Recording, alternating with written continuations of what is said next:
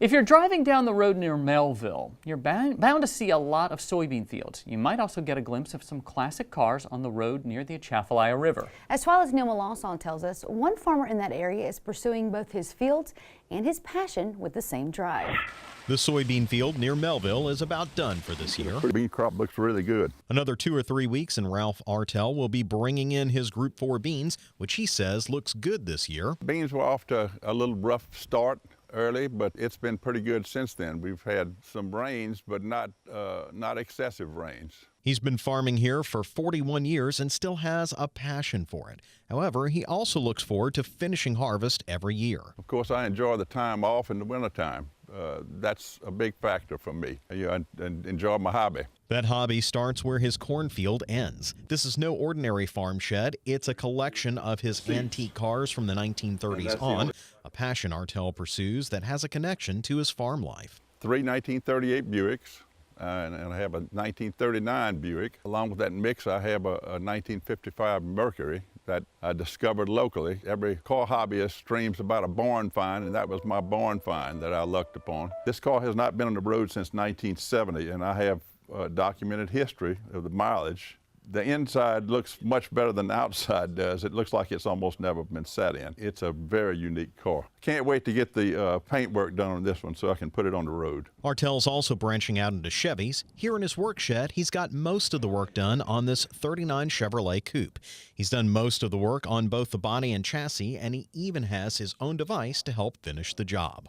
I built this rotisserie so that I could rotate the car and make it a lot easier to work on. All the bottom side is already finished. All of the interior is actually already finished. Oh yeah. Speaking of interiors, Artell does his own. This fine wood grain pattern is his own work. He does try to include the original parts where he can. Sometimes it can't be avoided. This bumper detail, for instance, is a reproduction, faithful though to the original. Artell might not be working on his cars this time of year, but he does love to drive them. While he belongs to some driving associations, it's the simple pleasure of taking these antiques out on the road, past the fields where he calls home, and enjoying the fruits of his labor. I grew up in the 50s, and I like those cars also, but I'm really hooked on the late 30s cars mostly because of the styling, and the engineering features were changing so dramatically in those years. We were making improvements and leaps and bounds in the 30s in cars and everything, I guess. And I really love the styling of the late 30s cars, especially the Buicks.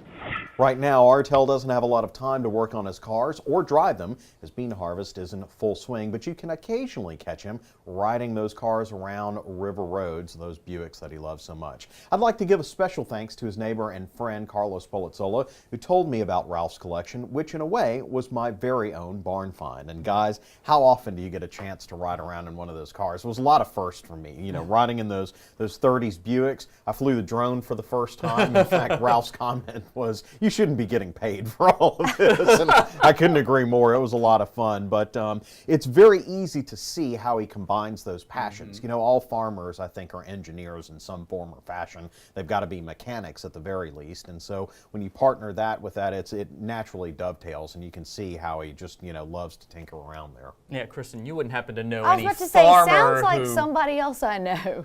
Well, as you can see, I mean, he's super into it with that rotisserie that he rotates the car on and paints and all of that kind of stuff. And he said if he had twice the space, it would be all filled with cars. So it's not just Buicks, he just loves everything. We'll have to get him and Butch Oaks an introduction. Which was your favorite?